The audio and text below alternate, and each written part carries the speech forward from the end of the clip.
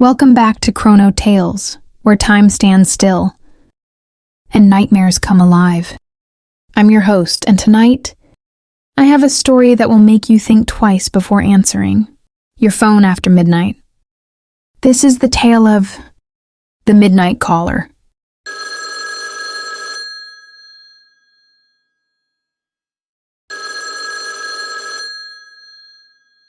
Before we begin, let me warn you.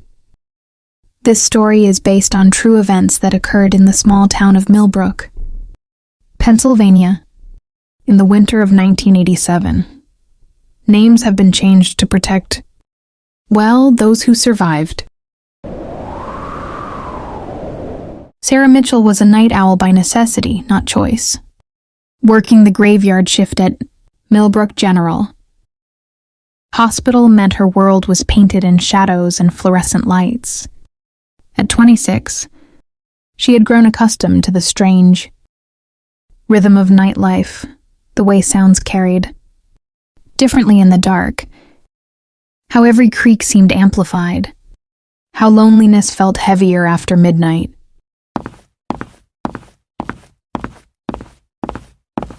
It was December 15th, 1987, when Sarah's life took a turn toward the impossible. She had just finished her rounds in the pediatric ward when she decided to take her break in the small staff lounge on the third floor. The hospital was unusually quiet that night, even for winter standards.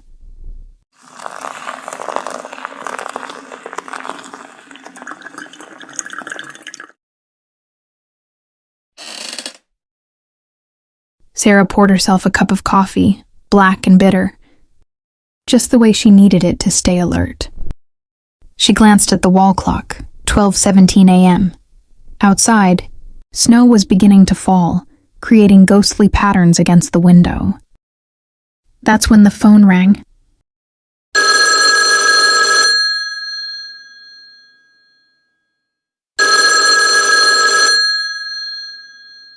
Now, this wasn't unusual. The hospital received calls at all hours.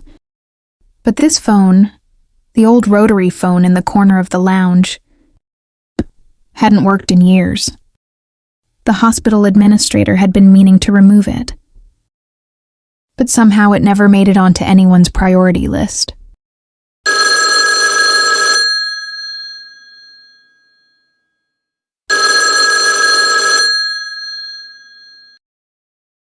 Sarah stared at the phone, her coffee cup frozen halfway to her lips. 5 rings, 6, 7. The sound was impossibly clear, impossibly loud. Against her better judgment, she approached the phone.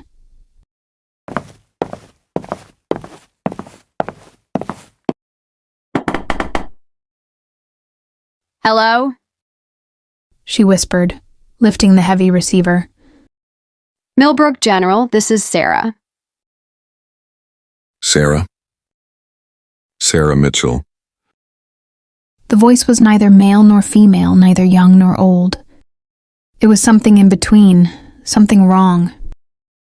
The words seemed to come from very far away, as if traveling through water or thick fog. Who is this? How did you get this number? I've been waiting for you to answer.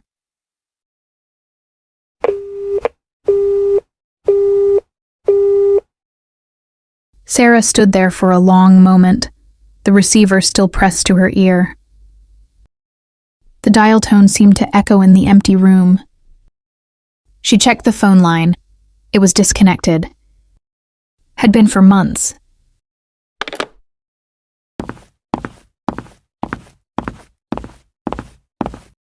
Sarah tried to rationalize what had happened. Maybe it was stress. Maybe the phone wasn't as disconnected as everyone thought. Maybe someone was playing a prank. But deep down, she knew something was terribly wrong.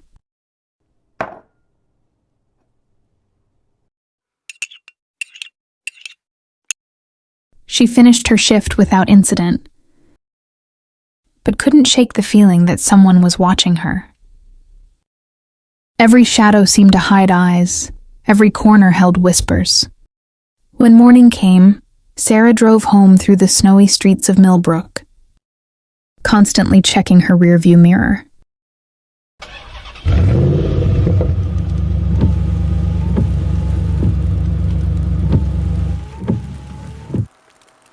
Three days passed before the second call.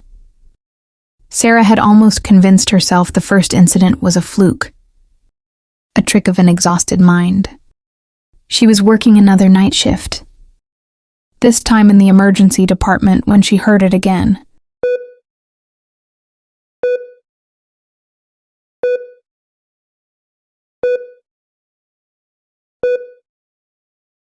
It was exactly 12:17 a.m.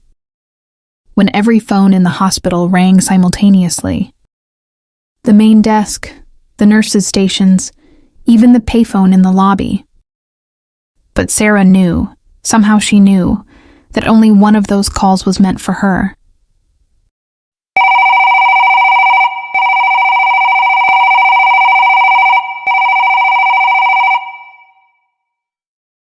She walked as if in a trance to the old phone in the staff lounge.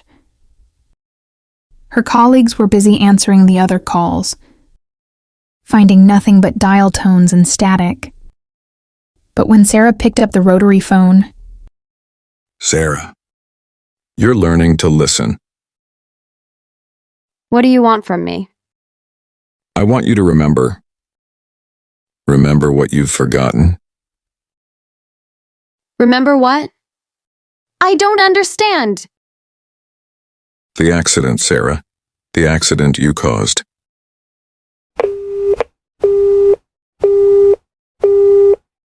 Sarah's blood ran cold.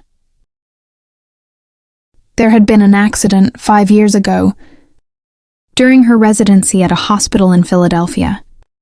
A patient had died due to a medication error. Sarah's medication error. The guilt had driven her to leave the city, to start over in Millbrook where no one knew her past.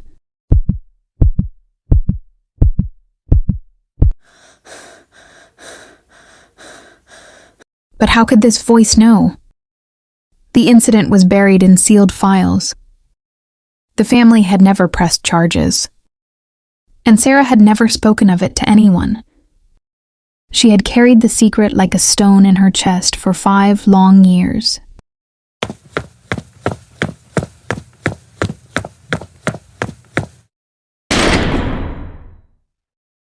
That night, Sarah went home and did something she hadn't done in years. She researched the patient who had died. Thomas Brennan, age 34, survived by a wife and 2 young children. The obituary photo showed a man with kind eyes and a gentle smile. A man whose life Sarah had cut short with one careless moment.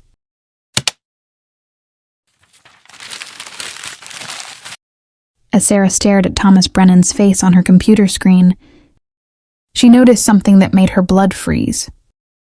In the reflection of her dark window behind the computer, she could swear she saw a figure standing in her backyard. But when she turned around, nothing was there.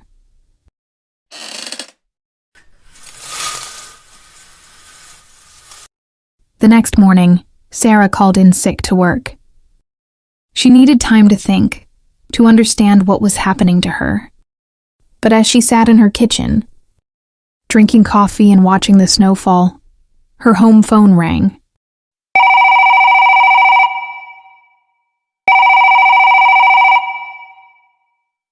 Sarah stared at the phone. It was 2:30 in the afternoon. The calls only came at 12:17 a.m., didn't they?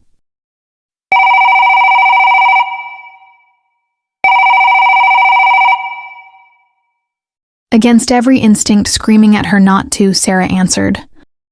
Hello? You can't hide from me, Sarah, not during the day. Not during the night, not ever.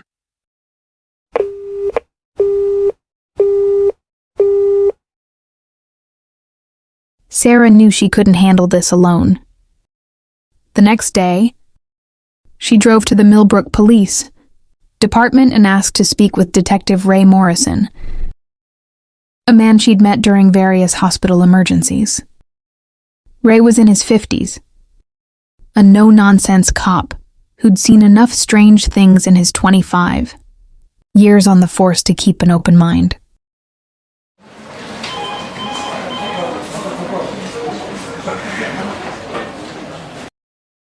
So let me get this straight. Sarah, you're getting calls on a disconnected phone from someone who knows about an incident from 5 years ago that no one else knows about. I know how it sounds, Ray, but I'm not crazy. These calls are real. I'm not saying you're crazy. I've learned that in this job, the impossible is just another Tuesday. Tell me about this Thomas Brennan.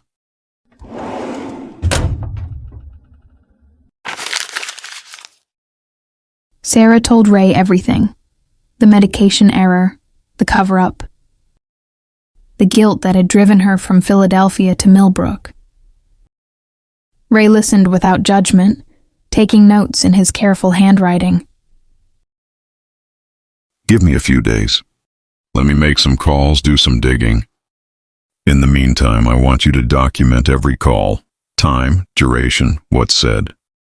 And Sarah? Don't answer that phone alone anymore.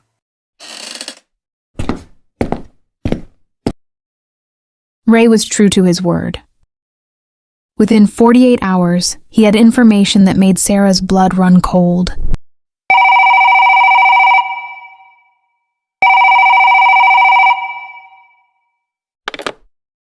Sarah, you need to sit down for this. Thomas Brennan is dead, we knew that. But his death certificate shows something interesting. He died at exactly 12:17 a.m. on December 15th, 1982. 5 years ago to the day of your first call. That's impossible. The medication error happened hours before he died. There's more. I contacted the hospital in Philadelphia. According to their records, Thomas Brennan never died from a medication error. He died from complications during surgery. Surgery that was performed by Dr. Marcus Webb, not you.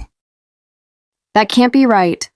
I remember giving him the wrong dosage. Sarah, I think someone's been playing games with your memory. Or something else is going on here. I'm coming over. 20 minutes later, Ray was sitting in Sarah's kitchen, spreading files across her table. The official records painted a different picture than Sarah's memories. According to every document, every witness statement, every piece of evidence, Sarah Mitchell had never been involved in Thomas Brennan's death.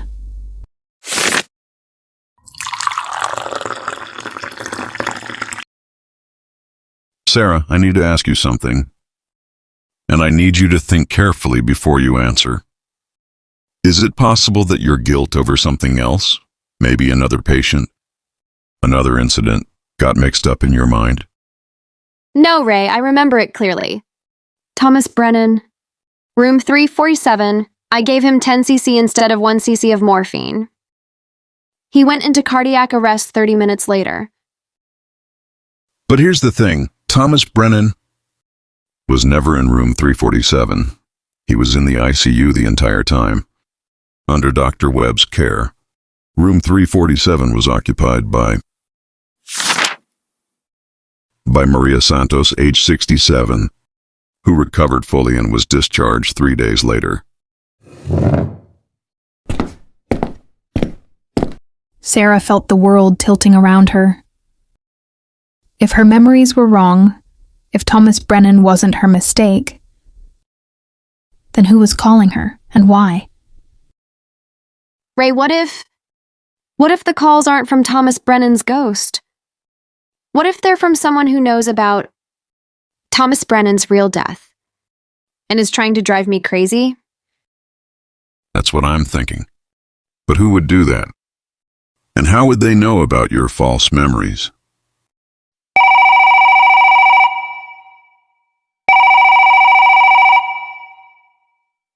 Both Sarah and Ray froze. It was 3:47 p.m. The kitchen phone was ringing. Don't answer it. But even as Ray spoke, Sarah was already reaching for the phone. She had to know. Hello?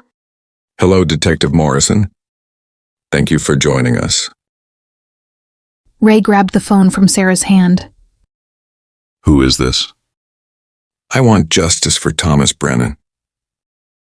Thomas Brennan died during surgery. Natural causes. No one murdered him. Natural causes? Is that what Dr. Marcus Webb told you? Is that what the hospital told you?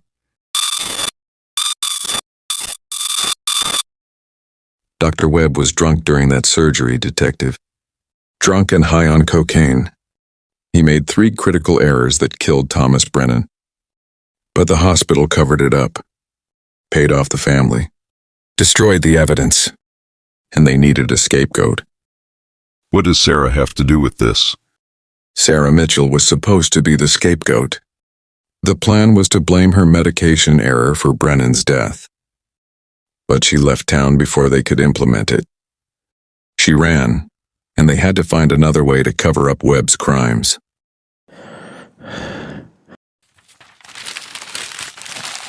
Who are you? How do you know all this? I'm someone who cares about the truth. Sarah, someone who knew Thomas Brennan, someone who has been waiting 5 years for justice. If you have evidence of malpractice and cover-up, bring it to the police. This harassment isn't going to solve anything. Harassment? I'm trying to save Sarah's life.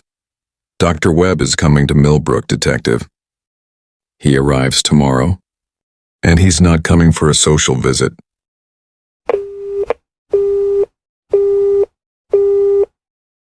Ray and Sarah stared at each other across the scattered files. The pieces were starting to come together, but the picture they formed was more terrifying than a simple haunting. Sarah, pack a bag. You're staying at the station tonight. Ray, what if he's telling the truth? What if Dr. Webb really is coming here? Then we'll be ready for him. But first, I need to make some calls to Philadelphia.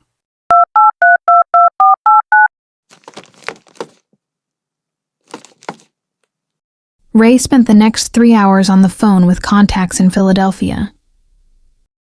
What he learned made him wish he'd never taken Sarah's case. Dr. Marcus. Webb had indeed been involved in Thomas Brennan's death. The hospital had covered it up, but not perfectly. There were witnesses, nurses who had seen Webb's condition that night, orderlies who had cleaned up the evidence, administrators who had falsified records.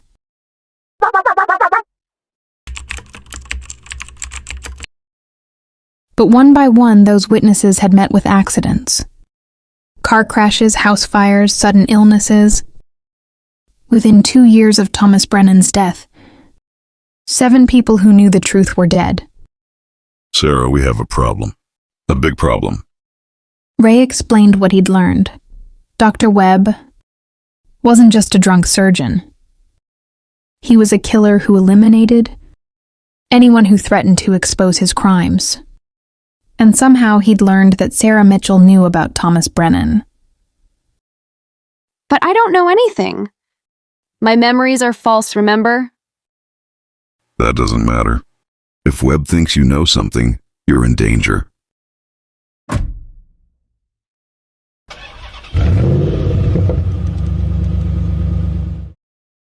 They drove to the police station as the sun set over Millbrook.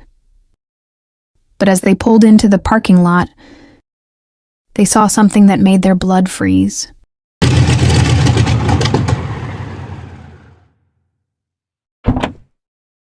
Parked across the street was a black sedan with Philadelphia plates. In the driver's seat sat a man in his 50s, watching them through dark glasses. Get inside, now.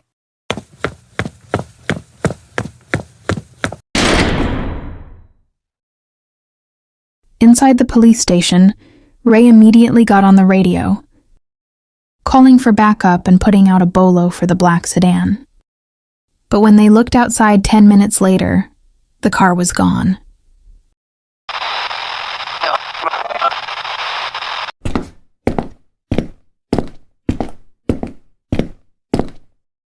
Ray, who was making those phone calls? If Dr. Webb is here to kill me, who's been warning me? I don't know, Sarah, but whoever it is, they saved your life by getting you to contact me.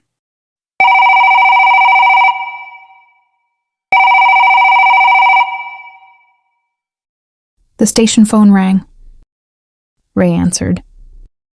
Millbrook Police, Detective Morrison speaking. Detective, you need to get Sarah out of there. Webb isn't working alone.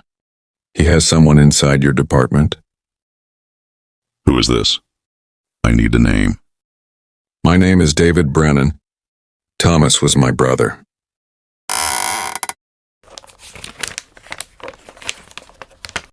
I've spent 5 years tracking down everyone involved in the cover-up. I know about the bribes, the threats, the murders. And I know that Webb has a contact in your police department, someone who's been feeding him information about Sarah. How do I know you're telling the truth? Because in about 30 seconds, someone is going to try to convince you to move Sarah to a safer location. Don't trust them. Detective, don't trust anyone.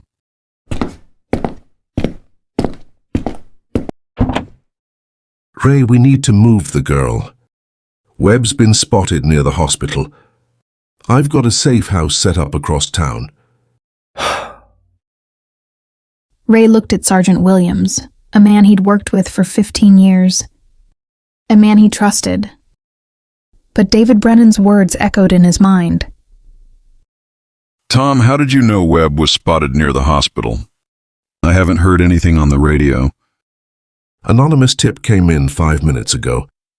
We need to move now, Ray. Sarah, stay close to me.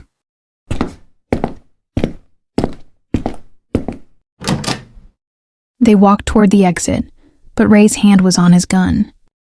Something felt wrong. As they reached the parking lot, Ray saw the black sedan waiting in the shadows. Tom, that's Webb's car. What are you talking about? That's the unmarked unit I called for.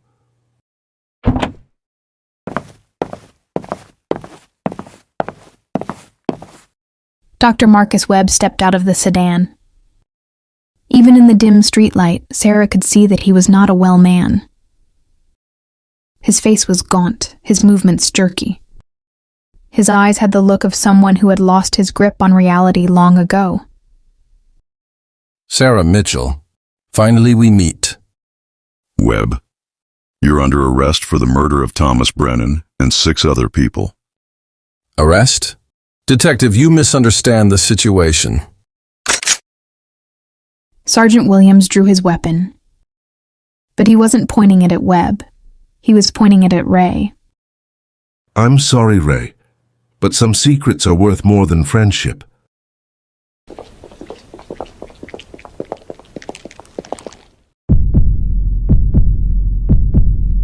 In that moment, Sarah understood the full scope of the conspiracy. The hospital in Philadelphia hadn't just covered up one death. They had created a network of corruption that reached into police departments, medical boards, and government offices. Anyone who threatened to expose the truth was eliminated. Miss Mitchell, you have something that belongs to me. You have memories of that night. Memories that could destroy everything. I've built. I don't remember anything. The memories are false. False memories are still memories, my dear. And in the wrong hands, they could be problematic.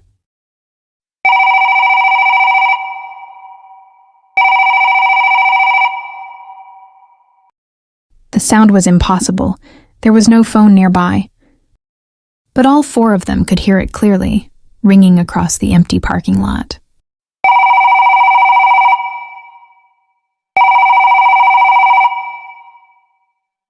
Dr. Webb, your time is up. Who said that? Where are you? I'm everywhere you've tried to hide the truth, Doctor.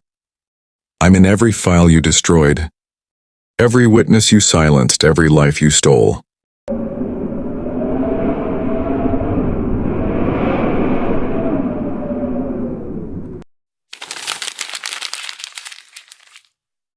The temperature in the parking lot dropped 20 degrees in seconds. Streetlights began to flicker. The black sedan's windows started to fog over, and in the condensation, words began to appear. Thomas Brennan was murdered. This is impossible. The dead don't come back. The dead don't come back, Doctor. But the living can carry their voices.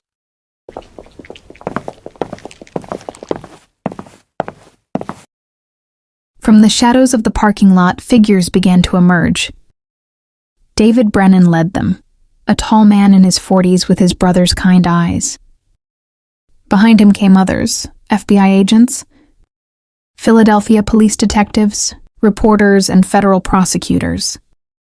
Dr. Webb, Sergeant Williams, you're both under arrest.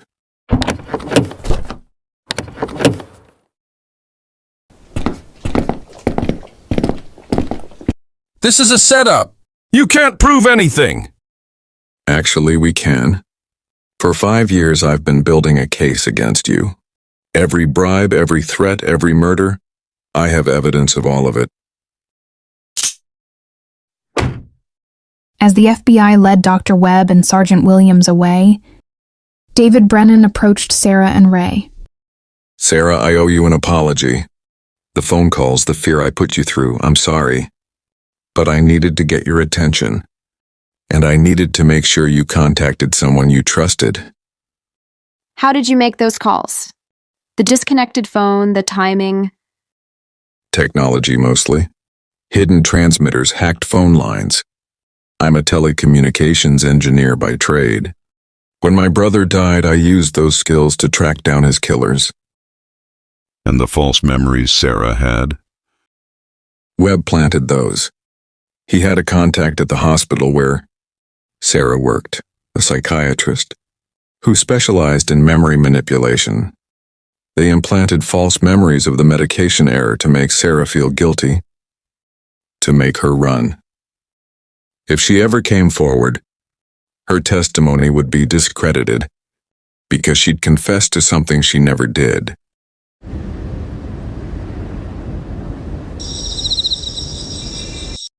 Sarah looked up at the stars, feeling a weight lift from her shoulders that she hadn't realized she'd been carrying for 5 years. So Thomas Brennan can finally rest in peace? Yes. And so can the other 6 people Webb killed to hide his crimes. Justice is finally served.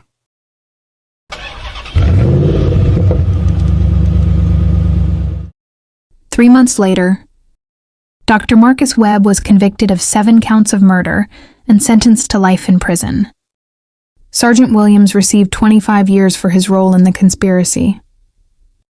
The hospital in Philadelphia was forced to pay millions in damages to the victims' families.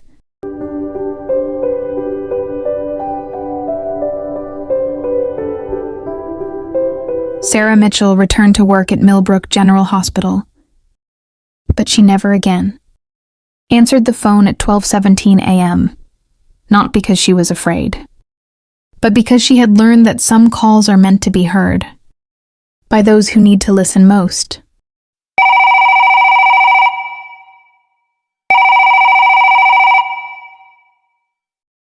And David Brennan? He went back to his job as a telecommunications engineer, but he kept his equipment.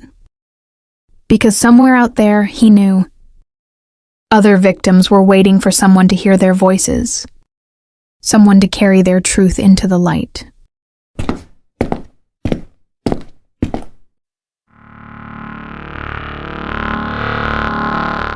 That concludes tonight's tale from Chrono Tales. Remember, when your phone rings after midnight, think twice before you answer.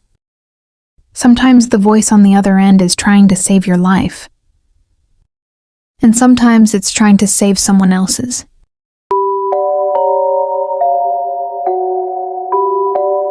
Thank you for joining me in the darkness.